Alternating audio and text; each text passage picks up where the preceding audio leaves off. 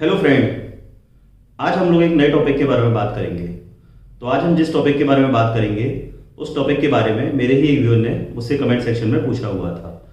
तो आज हम बात करेंगे इस टॉपिक के बारे में कि अगर कोई व्यक्ति जहर खा लेता है या किसी भी व्यक्ति ने जहर खा लिया है तो उस केस में क्या करना चाहिए, मतलब फर्स्ट एड के ट्रीटमेंट में क्या करना चाहिए, उसके बाद जब आप डॉक्टर के पास ले जाते हैं तो डॉक्टर क्या करता है। तो इस टॉपिक के बारे में हम लोग डिटेल में बात करेंगे। तो सबसे पहले हम ये जान लेते हैं कि जब कोई भी व्यक्ति जहर खाता है तो उसका क्या रीज़न हो सकता है। उसके रीज़न काफ़ी सारे हो सकते हैं। कोई भी व्यक्ति अपने फैमिली से परेशान हो सकता है, कोई मेंटल कंडीशन उसको हो सकती है, या फिर कोई फाइनेंशियल कंडीशन हो सकती है, या फिर उसके पर्सनल लाइफ में कुछ हो सकता है। तो जहर खाने के काफ़ी सारे कारण हो सकते हैं। अब अगर हम बात करें कि अगर जहर किसी को खाना है तो वो मार्केट में जहर लेने जाएगा या सर्च करेगा, तो वैसे तो मार्केट में जहर मिलना बहुत ज़्यादा मुश्किल है। अगर वो सर्च करेगा कहीं पर तो जहर इतनी आसानी से नहीं मिलता है। लेकिन जो जहर बहुत इजीली अवेलेबल हो जाता है वो होता है कीटनाशक। कीटनाशक जो होता है वो बहुत अवेलेबल हो जाता है बहुत इजीली। काफ़ी लोगों के पास अवेलेबल ये होता है, काफ़ी बारी मार्केट से परचेस हो जाता है। तो कीटनाशक बहुत ईजी तरीके से मिल जाता है। अब मान लीजिए किसी ने जहर खा लिया, तो जहर खाने के बाद ये देखा गया है 90% केसेस में ये देखा गया है कि अगर किसी भी व्यक्ति ने जहर खा लिया है तो उसके 1 घंटे के भीतर भीतर अगर मान लीजिए उसको डॉक्टर के पास ले जाया गया, यानी 1 घंटे से पहले पहले अगर उसको डॉक्टर के पास पहुंचा दिया और डॉक्टर ने अपना ट्रीटमेंट करना स्टार्ट कर दिया तो काफ़ी ज़्यादा चांसेस होते हैं कि वो व्यक्ति बच जाए।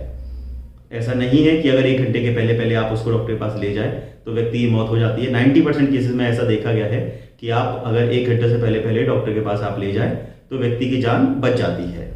एंड इसमें होता यह है कि मान लीजिए जहर खाया तो जहर एक बार आपकी बॉडी में पहुंचा, बॉडी में पहुंचने के बाद एक बार वो आपके हार्ट पर पहुंचा एंड उसके बाद स्टमक में जाने के बाद वो पूरी बॉडी में धीरे धीरे फैल जाता है। और जब एक बार आप ब्लड पूरी बॉडी में जब एक बार फैल गया जहर तो उस केस में उस व्यक्ति का बचना बहुत ज़्यादा मुश्किल हो जाता है।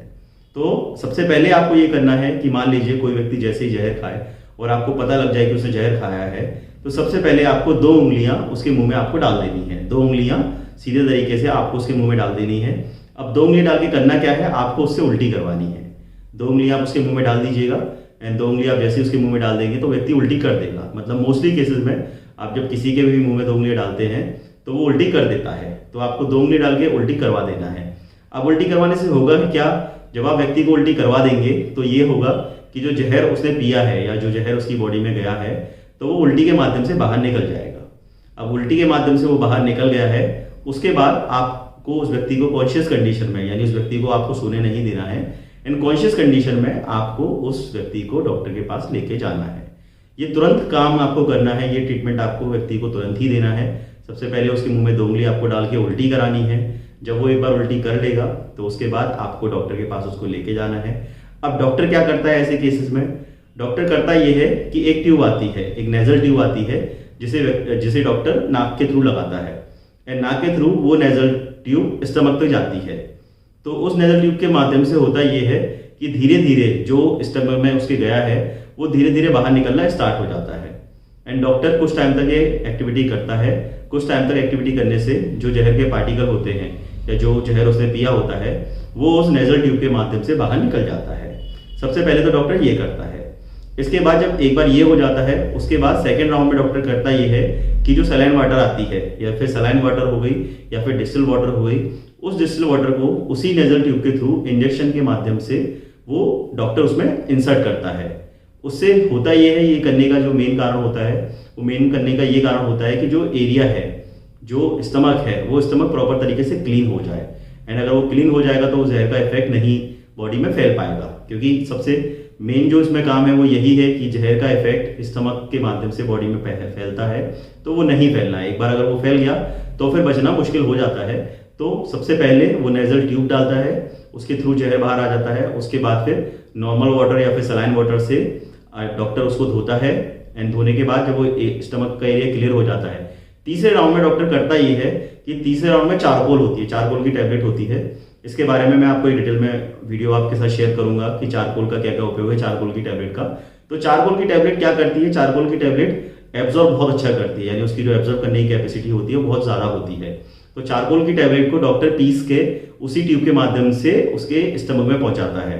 उसी ट्यूब के माध्यम से जब वो स्टमक में पहुंचेगा तो वहां से जो पार्टिकल होंगे, जो पॉइजन के पार्टिकल होंगे वो धीरे धीरे जो टैबलेट है, टैबलेट के जो पार्टिकल होते हैं वो उसको सोख लेते हैं। एंड सोखने के बाद से काफ़ी टाइम मिल जाता है। एंड सोखने के बाद से जो कंडीशन होती है वो पेशेंट की ठीक होने लगती है। एंड काफ़ी केसेस में जब कंडीशन ठीक हो जाती है तो उस केस में जो नॉर्मल टैबलेट्स हैं डॉक्टर जो देते हैं वो नॉर्मल टैबलेट डॉक्टर दे सकते हैं, डॉक्टर देते भी हैं नॉर्मल टैबलेट। एंड उसके बाद डॉक्टर ये आपसे कंफर्म करते हैं कि किस टाइप का जहर इसे लिया हुआ है, यानी कीटनाशक में भी इसने क्या कीटनाशक लिया हुआ है। तो उसके बाद वो कीटनाशक जब वो ले लेते हैं तो उसके बाद डॉक्टर उसकी एंटीडोट पेशेंट को देता है। पेशेंट को एंटीडोट देने के बाद डॉक्टर कुछ टाइम तक का वेट करता है एंड देखता है कि उस पेशेंट की जो सांस लेने की कैपेसिटी है, या जो वो सांस ले रहा है, या फिर जो अनकॉन्शियस हो रहा था इनिशियली, वो कॉन्शियसनेस उसमें आ गई है कि नहीं आ गई है। तो ये एक्टिविटी डॉक्टर करते हैं।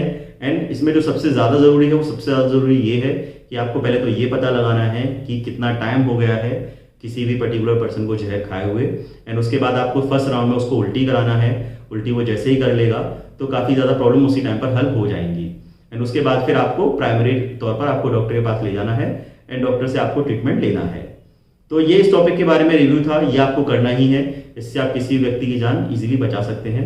एंड ये जानकारी आप अपने फ्रेंड दोस्तों में भी आप शेयर कर सकते हैं, क्योंकि ये काफ़ी वैल्यूएबल इन्फॉर्मेशन है। एंड मुझे आप कमेंट सेक्शन में ये भी बता सकते हैं कि और किस पर्टिकुलर टॉपिक के बारे में आप वीडियो चाहते हैं, या किस मेडिसिन के बारे में आप रिव्यू चाहते हैं, तो आप मेरे साथ शेयर कर सकते हैं। तो वो भी मैं आपके साथ शेयर करूँगा। Thank you.